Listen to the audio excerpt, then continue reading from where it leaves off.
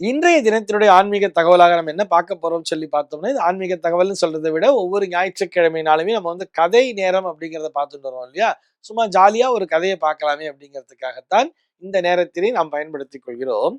அதாவது ஒரு ஊர்ல ஒருத்தன் வந்து எந்த வேலையும் செய்யாம சும்மாவே உட்கார்ந்துகிட்டே இருந்தானா, ஒரு வேலையும் செய்யாம நல்லா சாப்பிட்டு சாப்பிட்டு தூங்கிட்டே இருந்தா, நல்லா ஆள் வாட்ட சாட்டமா பர்சனாலிட்டியா இருந்துட்டு இருந்தான்.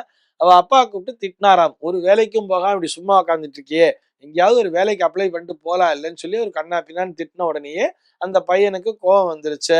நேரா கிளம்பி எங்கேயாவது வேலை தேடி போனானாம். அப்போ ஒரு சாஃப்ட்வேர் கம்பெனில ஒரு வாட்ச்மேன் வேலை இருக்குன்னு சொல்லி கேள்விப்பட்டு அங்க போய் அப்ளிகேஷனை போட்டுட்டு போய் வெயிட் பண்ணிட்டு இருந்தானா. அவளை அந்த இன்டர்வியூக்கு கூப்பிட்டாலாம். சரிப்பா, நீ இந்த கம்பெனில வாட்ச்மேன் வேலை பாக்குற அப்படின்னு சொன்னா நிறைய விஷயங்கள் எல்லாம் பண்ணணும். அதாவது நீ வந்து தரையெல்லாம் துடைக்கணும், எல்லாத்தையும் சுத்தபத்தமா வச்சுக்கணும், ஒட்டடை எல்லாம் அடிக்கணும், நீ தரையெல்லாம் நல்லா துடைப்பியா அப்படின்னு கேட்டா, நல்லா துடைப்பேன் பாருங்க அப்படின்னு சொல்லி நல்ல தரையெல்லாம் துடைச்சு காமிச்சானா. சரி பரவாயில்ல, ஆளு நல்ல வாட்ட சட்டமா தான் இருக்க.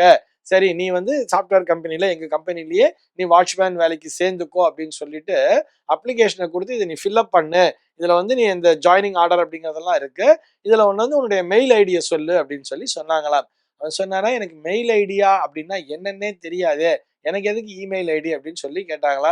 அப்ப அந்த இன்டர்வியூ எடுக்கிறவர் கேட்டாரா, ஏன்பா உன்ட்ட ஆண்ட்ராய்டு மொபைல்லாம் எதுவும் இல்லையா, நீ வந்து இன்டர்நெட்லாம் எதுவும் யூஸ் பண்றதே இல்லையா, நீ வந்து அதெல்லாம் லாகின் பண்ணணும்னா உனக்கு வந்து மெயில் ஐடி அப்படிங்கிறது இருக்கணுமே, எதை வச்சு நீ லாகின் பண்ற அப்படின்னு சொல்லி கேட்கும் பொழுது, என்கிட்ட அந்த மாதிரி போன்லாம் கிடையாது, நான் பட்டன் போன் தான் வச்சுக்கிட்டு இருக்கேன், அது போதுமே எனக்கு, என்ன யாராவது கால் பண்ணா பேச போறோம், நான் யாருக்காவது போன் பேசணும்னா எங்க வீட்டுக்கு பேசணும்னா நான் இதுல இருந்து கால் பண்ண நம்பர் அடிச்சா கால் போக போகுது, அவ்வளவுதானே, இதுக்கு எதுக்கு ஆண்ட்ராய்டு போனு, இதுக்கு எதுக்கு எனக்கு இமெயில் ஐடி அப்படிங்கிற மாதிரிலாம் கேட்டானாம். உடனே இந்த இன்டர்வியூ எடுக்கிறவருக்கு கோவம் வந்துருச்சா.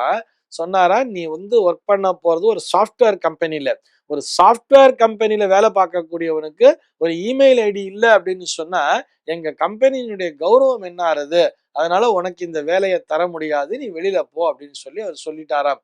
உடனே என்ன பண்றதுன்னு தெரியாம வெளியில வரா. பாக்கெட்ல பார்த்தா வெறும் 100 ரூபாய் காசு மட்டும்தான் இருக்கு. அப்பா 100 ரூபாய் தான் கொடுத்து விட்டாரு போயிட்டு வர்றதுக்குன்னு சொல்லிட்டு, இங்க வந்து பார்த்தா இந்த மாதிரி இவங்க வேலை இல்லைன்னு வேற சொல்லிட்டா, திரும்பி எப்படி வீட்டுக்கு போறதுன்னு தெரியாம அவன் என்ன பண்ணானா, கையில இந்த 100 ரூபாய் வச்சுட்டு பக்கத்துல ஒரு மார்க்கெட்ல வெங்காயம் வித்துட்டு இருந்தாங்களாம். அங்க போய் இந்த 100 ரூபாய கொடுத்து வெங்காயத்தை வாங்கிட்டானாம். அதாவது நல்ல வெங்காயமா பார்த்து பொறுக்கி போட்டு வெங்காயத்தை எடுத்துட்டு வந்து பக்கத்துல இருக்கக்கூடிய தெருவுல போய் வித்தானாம். பக்கத்துல இருக்க தெருவுல விற்கும் பொழுது அவனுக்கு அது 150 ரூபாய் பலன் கிடைச்சுதான். ஆஹா, 1 மணி நேரம் நம்ம வேலை பார்த்ததுக்கே எனக்கு 50 ரூபாய் நமக்கு கிடைச்சிருக்கேன்னு சொல்லிட்டு மறுபடியும் அந்த 150 ரூபாய்க்கு வெங்காயம் வாங்கிட்டானா. திரும்பி வாங்கிட்டு அதே மாதிரி இன்னொரு தெருவுல போய் வித்தானா. அவனுக்கு வந்து இன்னமும் நிறைய பணம் கிடைச்சுதான். இப்படி இதனையே நம்ம டெய்லி பண்ணலாமேன்னு சொல்லிட்டு அப்படியே கொஞ்சம் கொஞ்சமா அந்த மாசம் ஃபுல்லாவே அதே மாதிரி சம்பாரிச்சு சம்பாரிச்சு சம்பாரிச்சு நிறையவே சம்பாரிச்சுட்டானாம். 1 மாசம் போச்சு, 2 மாசம் போச்சு, 3 மாசமும் ஆயிடுச்சு. நிறைய பேர் வந்து அவன்கிட்ட கேட்க ஆரம்பிச்சுட்டா. ஏன்பா நீ வெங்காயத்தை விக்கிற, அப்புறம் தள்ளு வண்டி மாதிரி போட்டா, அப்புறம் கொஞ்சம் கடை மாதிரி எல்லாம் போட ஆரம்பிச்சுட்டா. இப்படி வரும்பொழுது, ஏன்பா எங்களுக்கு காசு கொடுக்கறது கஷ்டமா இருக்குது, நீ இந்த QR கோட்லாம் ஸ்கேன் பண்றதெல்லாம் வாங்கி வைக்க மாட்டியா, அதெல்லாம் நீங்க வாங்கி வச்சுட்டு நாங்க அப்படியே பேமெண்ட் பண்ணிடுவோமே அப்படின்னு சொல்லும் பொழுது இவன் யோசிக்கிறான். சரி அப்படின்னா அதுக்கு என்ன பண்ணணும்னு கேட்கும் பொழுது, பேங்க்ல போய் அக்கௌண்ட் ஓபன் பண்ணணும் அப்படின்னு சொன்னாங்களாம். இவன் கை நிறைய சம்பாரிச்சுட்டு இருக்கா, ஆனா பேங்க்ல அக்கௌண்ட்ங்கிறது ஓபன் பண்ணல. சரின்னு பேங்க்ல போய் அக்கௌண்ட் ஓபன் பண்ணும் பொழுது இந்த பேங்க் மேனேஜர் கேட்டாரா, உங்களுக்கு அக்கௌண்ட்லாம் ஓபன் பண்ணிடுறோம், உங்களுடைய வருமானம் நல்லபடியா காமிச்சிருக்கீங்க, நானும் உங்களை பார்த்திருக்கேன், நீங்க நல்லபடியா வியாபாரம் பண்றீங்கிறத பார்த்திருக்கேன், உங்களுக்கு ஈஸியா அக்கௌண்ட் ஓபன் பண்ணிடலாம், உங்களுடைய மெயில் ஐடி சொல்லுங்க அப்படின்னு சொல்லி கேட்டாராம். மெயில் ஐடியா அப்படின்னா எனக்கு என்னன்னே தெரியாது, நான் இது வரைக்கும் எந்த மெயில் ஐடியும் கிரியேட் பண்ணதே இல்லை அப்படின்னு சொல்லி இந்த பையன் சொன்னானா.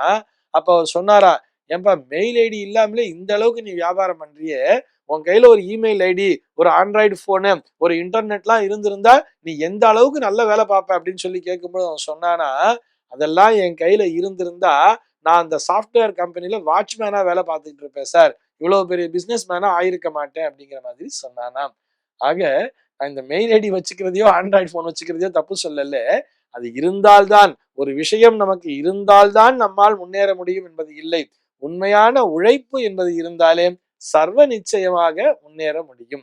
இந்த தகவலோடு இன்றைய தினம் நான் உங்களிடமிருந்து விடைபெற்றுக் கொள்கிறேன். மீண்டும் உங்கள் அனைவரையும் நாளைய தினம் ஒரு சுவாரஸ்யமான தகவலோடு சந்திக்கிறேன். எம்பெருமானியுடைய திருவருளினாலே இந்த நாள் உங்கள் அனைவருக்கும் சுப தினமாக அமைவதற்கு வாழ்த்துக்கள்.